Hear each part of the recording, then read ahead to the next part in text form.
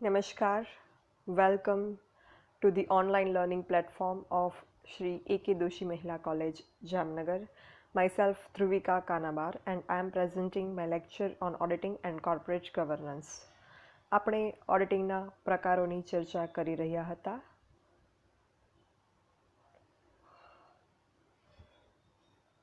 આમાં આપણે જે મેઇન 4 ટાઈપ્સ છે કાર્યક્ષેત્રની દ્રષ્ટિએ સુધીના એની ચર્ચા કરી લીધી છે અને જે 5th ટાઈપ છે વિશેષ હેતુની દ્રષ્ટિએ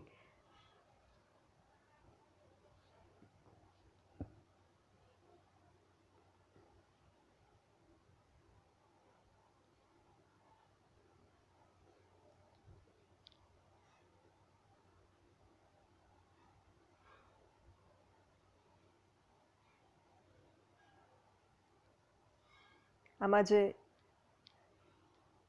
આ 4 ટાઈપ છે એની આપણે ચર્ચા કરી લીધી છે અને જે 5મો પ્રકાર છે વિશેષ હેતુની દ્રષ્ટિએ આમાં આપણે આંતરિક ઓડિટ, બાહ્ય ઓડિટ, કોસ્ટ ઓડિટ, પડતર ઓડિટ જેની કાલે જ ચર્ચા કરી એ કરી છે. પછી આપણે ટેક્સ ઓડિટની ચર્ચા કરી અને આપણે સંચાલકીય ઓડિટ, પર્યાવરણ ઓડિટ, સેક્રેટરીયલ ઓડિટ અને સામાજિક ઓડિટ આ ચર્ચા આપણે કરવાની બાકી છે, જે આપણે હવે નેક્સ્ટ લેક્ચર્સમાં આગળ ઉપર કરતા જઈશું.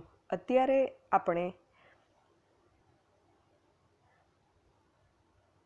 જે 5th છે ટાઈપ્સ ઓફ ઓડિટ એમાં આપણે વિશેષ હેતુની દ્રષ્ટિએ જે ઓડિટનો પ્રકાર છે એમાં સામાજિક ઓડિટના પ્રકારની આપણે ચર્ચા કરવાની છે.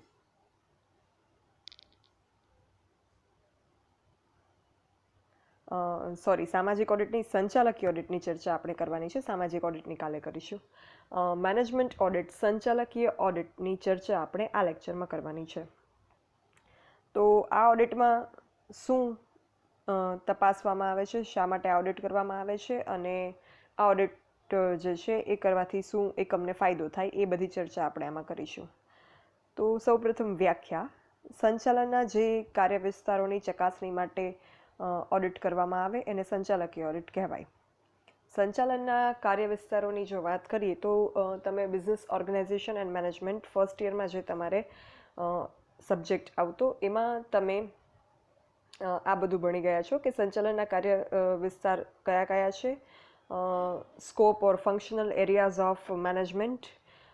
તો કોઈ પણ એક યુનિટ હોય એ યુનિટમાં ઉત્પાદનની પ્રક્રિયા ચાલતી હોય તો આ યુનિટ જે છે એનો મુખ્ય હેતુ શું છે તો નફો કમાવવાનો. તો આ નફો કમાવવા માટે સૌપ્રથમ એ ઉત્પાદન કરશે કોઈ પણ વસ્તુનું, પછી એ ઉત્પાદન જે છે એનું વેચાણ કરાશે, એ વેચાણ થશે અને ત્યારબાદ એમાંથી જે છે નફો પ્રાપ્ત થશે. આ દરમિયાન વસ્તુઓની ખરીદી કરવામાં આવશે, કાચા માલની, યંત્રોની ખરીદી થશે, તૈયાર માલનું વેચાણ થશે. ત્યારબાદ કર્મચારીઓને પણ રોકવા પડશે કોઈ પણ કામ કરવા માટે, કારણ કે સંચાલનના જે સાધનો છે એમાં કર્મચારી એકમાત્ર જીવિત સાધન છે, બાકીના બધા જ સાધન સંચાલનના નિર્જીવ છે.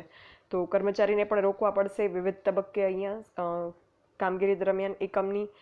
ત્યારબાદ સંશોધન અને વિકાસ એક અગત્યનો અત્યારના આધુનિક સમયનું એક ડિપાર્ટમેન્ટ રાખવામાં આવે છે કોઈ પણ યુનિટમાં. આ રિસર્ચ એન્ડ ડેવલપમેન્ટ જેને કહેવામાં આવે છે, સંશોધન અને વિકાસ.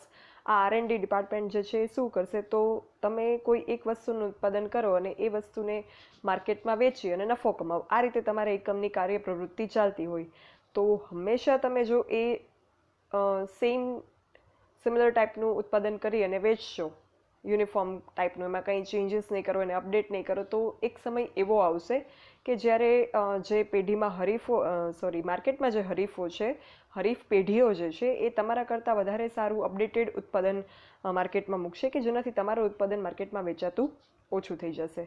તો આવા સંજોગોમાં તમારે જે છે એ શું કરવું પડે, કોઈ પણ યુનિટે ટકી રહેવા માટે માર્કેટમાં સસ્ટેનેબિલિટી માટે એણે કન્ટિન્યુઅસ R&D કરવું પડે, રિસર્ચ એન્ડ ડેવલપમેન્ટ કરતું રહેવું પડે. એટલે પોતાનું જે પ્રોડક્ટ છે એમાં સંશોધન કરવું પડે કે કઈ રીતે આ પ્રોડક્ટને વધારે યુઝફુલ બનાવી શકાય, કઈ રીતે કોસ્ટ કટિંગ કરી શકાય, કઈ રીતે એના ઉપયોગિતા મૂલ્યમાં વધારો કરી શકાય અને એની કિંમતમાં, પડતરમાં ઘટાડો કરી શકાય કે જેથી ઓછા ખર્ચે આ વસ્તુ બનાવી અને વ્યાજબી કિંમતે સારી ગુણવત્તાવાળું પ્રોડક્ટ આપણે સમાજને પૂરું પાડી શકીએ ગ્રાહકોને અને પેઢી જે છે માર્કેટમાં સ્થાન પોતાનું ટકાવી શકે. તો આ માટે રિસર્ચ એન્ડ ડેવલપમેન્ટ ડિપાર્ટમેન્ટ પણ હોય છે. તો સંચાલનના જો કાર્ય વિસ્તારની વાત કરીએ કે જેની ચકાસણી માટે આ ઓડિટ કરવામાં આવે છે, આ કાર્ય વિસ્તારોમાં ઉત્પાદન વિભાગ, ખરીદ વિભાગ, વેચાણ વિભાગ, નાણાં વિભાગ, કર્મચારી વિભાગ, સંશોધન અને વિકાસ વિભાગનો સમાવેશ થાય છે. તો આ દરેક વિભાગો જે છે એનું જે કંઈ કામગીરી હોય એનો અહીંયા ચકાસણી કરવામાં આવે. તો અહીંયા એવું નથી કે આ બધા વિભાગોના માત્ર અકાઉન્ટ્સ જ ચેક કરવામાં આવે છે અને હિસાબો તપાસવામાં આવે છે, જે ઓડિટનું કામ છે અકાઉન્ટ તપાસવા કે હિસાબો તપાસવા, એવું નથી. અહીંયા આ દરેક જે વિભાગો છે, સંચાલનના જે ફંક્શનલ એરિયાઝ છે, આ બધા જ એરિયાઝનું જે કામગીરી કરવામાં આવે છે એ કાર્યક્ષમતાપૂર્વક કરવામાં આવે છે કે નહીં, એફિશિયન્ટલી આ બધા ડિપાર્ટમેન્ટને મેનેજ કરવામાં આવે છે કે નહીં, સંચાલકની ટીમ દ્વારા આ બધી ચકાસણી કરવામાં આવે છે કે જેનાથી શું ખ્યાલ આવશે કે સંચાલન જે છે એ યોગ્ય રીતે થાય છે કે નહીં, કે પછી એમાં સુધારા વધારાની જરૂર છે. આ વસ્તુ અહીંયા કરવામાં આવે છે કે જેનાથી સંચાલકો પર એક પ્રકારનો નૈતિક અંકુશ રહે અને સંચાલકો જે કંપનીમાં જે રીતે કામગીરી કરે, આયોજન કરે, સંચાલનની પ્રવૃત્તિ કરે, એમાં એવી રીતે પ્રવૃત્તિ કરે કે જેનાથી કંપની સાથે જોડાયેલા બધા જ પક્ષકારો, એમાં સૌપ્રથમ તો મુખ્ય પક્ષકાર શેર હોલ્ડરો કે જેમણે નાણાં પૂરા પાડ્યા છે કંપની ચલાવવા માટે, ત્યારબાદ ગ્રાહકો, બેંક જેણે કંપનીને લોન આપી હોય, તો આ બધા જ પક્ષકારો જે છે એ એમનું હિત જળવાઈ રહે એ રીતે સંચાલન કરે અને અંતે સમાજને જે છે એ વ્યાજબી કિંમતમાં સારી ગુણવત્તાવાળું ઉત્પાદન પૂરું પાડી શકે એ રીતે સંચાલન થાય છે કે નહીં એ અહીંયા ચકાસવામાં આવે કે જેથી શેરહોલ્ડરોનું હિત પણ યોગ્ય રીતે જળવાય, ગ્રાહકોને પણ વસ્તુ સારી મળે અને સમાજને પણ પેઢીથી જે છે પેઢીની કાર્યવાહીથી કંઈક બેનિફિટ રહે. તો આ રીતે કામ થાય છે કે નહીં એ બધું અહીંયા ચકાસવામાં આવે.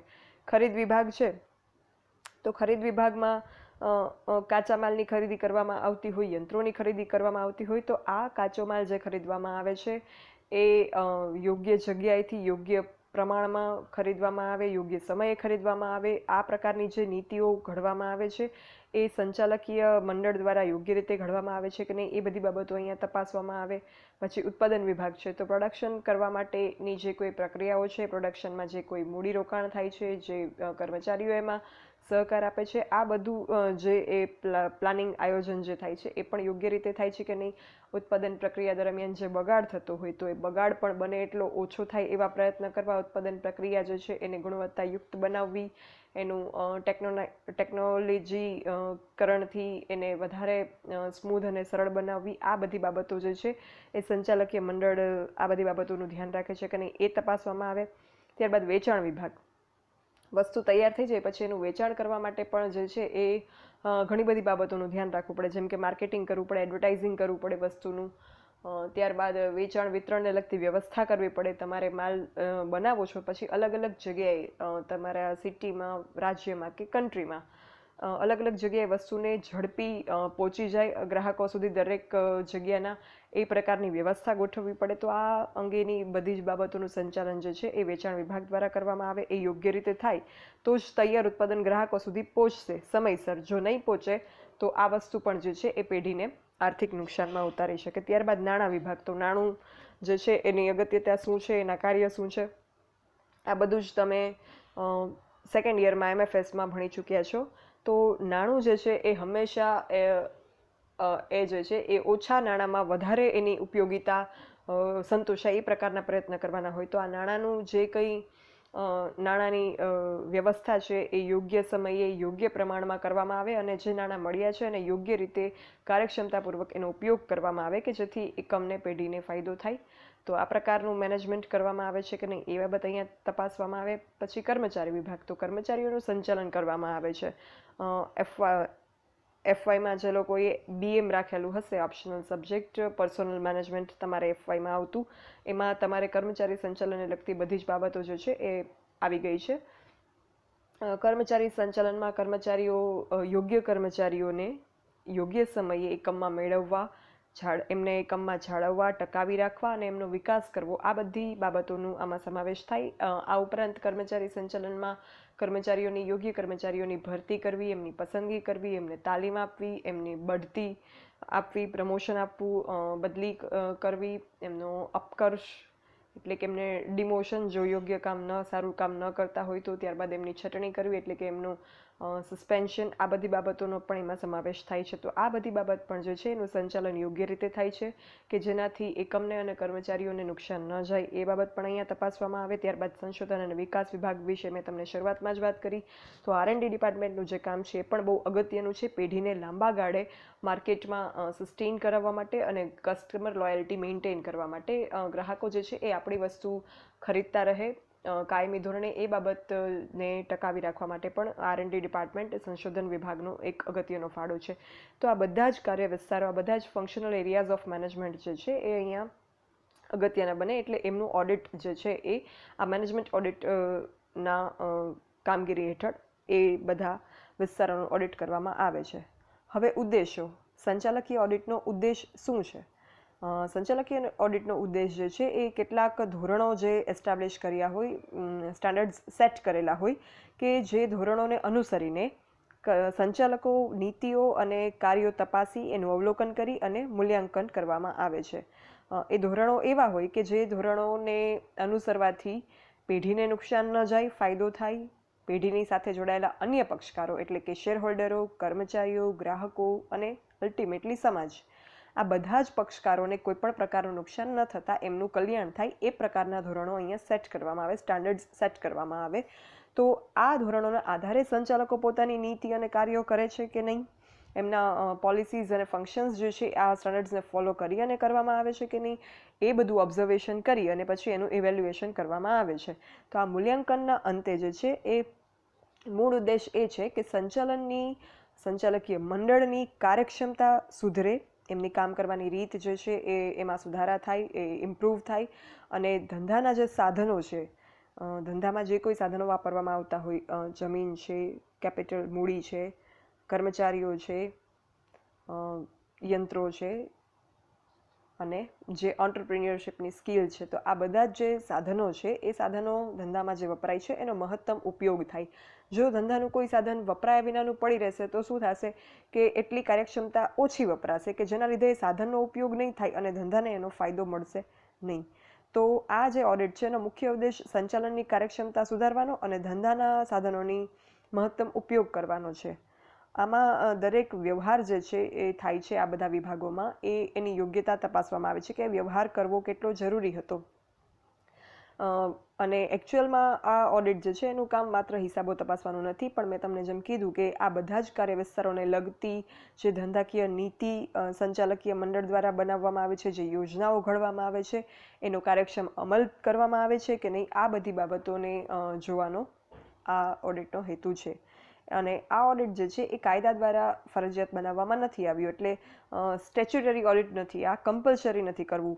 પણ આ ઓડિટ જે છે એ સંચાલક મંડળ પોતાના હિત માટે કરે કે આપણે જે સંચાલન કરીએ છીએ એ યોગ્ય રીતે થાય છે કે નહીં, સેલ્ફ ચેકિંગ માટે આ ઓડિટ મેનેજમેન્ટ દ્વારા કરવામાં આવે છે. અને બીજું કે આ ઓડિટ કરવાથી શું થશે કે જાહેર સમાજમાં વિશ્વાસ ગેઇન કરી શકશે મેનેજમેન્ટ જે છે એ, સંચાલકો, શેરહોલ્ડરો જે છે એમને વિશ્વાસ થશે કે યસ, અહીંયા સંચાલકો બહુ સારી રીતે કામ કરે છે, સંચાલકીય ઓડિટ કરવામાં આવે છે એના પરથી એ વસ્તુ પ્રૂવ થાય છે.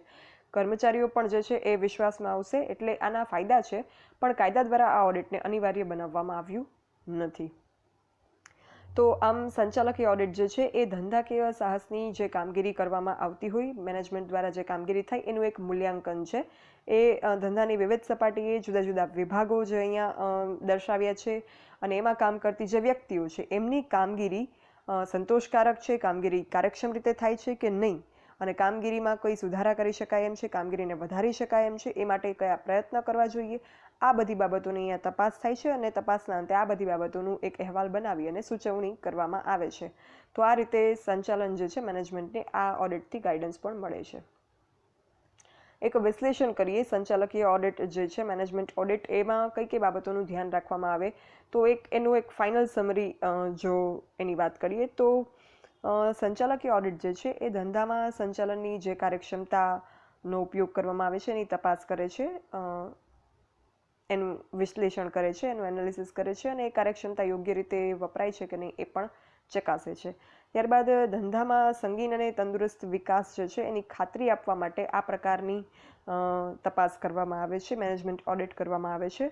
ત્યારબાદ મેનેજમેન્ટ ઓડિટમાં ધંધાની જે સંચાલકીય કામગીરી હોય એની અસરકારકતા માપવામાં આવે છે કે કેટલું અસરકારક રીતે સંચાલન જે છે એ કરવામાં આવે છે અને કેટલું અસરકારક રીતે એ સંચાલનની અમલવારી કરવામાં આવે છે અને એકમ માટે અને એકમને લગતા પક્ષકારો માટે આ કેટલું સફળ બને છે. ત્યારબાદ ધંધાના દરેક કાર્ય કે પ્રવૃત્તિ સાથે આ સંચાલન જે છે એ સંબંધ ધરાવે છે, કારણ કે ધંધામાં કોઈ પણ કાર્યમાં સંચાલન કરવું પડે, આયોજન કરવું પડે અને પછી એનો અમલ કરવો પડે, ત્યારે જ એ કાર્ય જે છે એને આપણે આખરી સ્વરૂપ આપી શકીએ. તો એ આ કોઈ પણ કાર્ય કે પ્રવૃત્તિ સાથે આ સંચાલન કે સંચાલકીય ઓડિટ સંબંધ ધરાવે છે. સંચાલકીય ઓડિટનો જે હેતુ છે એ સંચાલનની કાર્યક્ષમતા સુધારવાનો અને ધંધાના સાધનોનો મહત્તમ ઉપયોગ કરવાનો છે, જેની આપણે હમણાં જ એનું વાત કરી. ધંધાના સાધનોનો મહત્તમ ઉપયોગ થશે એટલે જેટલો પણ ખર્ચ કરવામાં આવે છે એ ખર્ચમાંથી પૂરેપૂરો નફો મેળવવાના પ્રયત્નો થશે. કોઈ પણ મૂડી રોકાણ જે છે એ નિરર્થક પડ્યું રહેશે, બિનવપરાશી પડ્યું રહેશે નહીં, અનયુઝડ રિસોર્સિસ કોઈ રહેશે નહીં. મેક્સિમમ યુટિલાઇઝેશન ઓફ રિસોર્સિસ અને ઇમ્પ્રુવમેન્ટ ઇન મેનેજમેન્ટ કેપેબિલિટીઝ કરવાથી એકંદરે યુનિટ જે છે એને બેનિફિટ થશે. અને સંચાલનની જે કામગીરી છે એના ઉપર એક પ્રકારનો નૈતિક અંકુશ રહેશે, કારણ કે સંચાલકોને ખ્યાલ આવશે કે જો સંચાલનમાં પૂરી ધ્યાનપૂર્વક કામ કરવામાં નહીં આવે તો એ વસ્તુ જે છે એ ઓડિટમાં દેખાશે અને સંચાલન જે છે એનું એક આ નબળી એક છાપ ઊભી થશે કે જેવું સંચાલકો ઈચ્છશે નહીં આ થાય એના માટે. એટલે સંચાલકો પહેલાંથી જ સંચાલનની જે પ્રવૃત્તિઓ છે, આયોજન છે, બધા કાર્ય વિસ્તારોની કામગીરી છે એમાં જે કોઈ વસ્તુનું ધ્યાન રાખવાનું હોય એ અગાઉથી ધ્યાન રાખશે કે જેનાથી ધંધાને લગતા પક્ષકારોના હિત પણ જળવાઈ રહેશે અને સંચાલન મંડળ જે છે એમનું એક ઇમેજ જે છે એ પણ મેન્ટેન રહેશે. તો આ હતું મેનેજમેન્ટ ઓડિટ. નેક્સ્ટ આપણે જે બાકીના ઓડિટના પ્રકારો છે એની આપણે આગળ ઉપર ચર્ચા કરીશું. સો that's all for this lecture. જો કોઈને કંઈ પણ ડાઉટ હોય, કંઈ ક્વેરી હોય તો એઝ યુઝ્યુઅલ તમે મને આ મેલ આઈડી છે મારું dbk.dhruvika@gmail.com એના પર લખી શકો છો. I will reply all your queries. Thank you.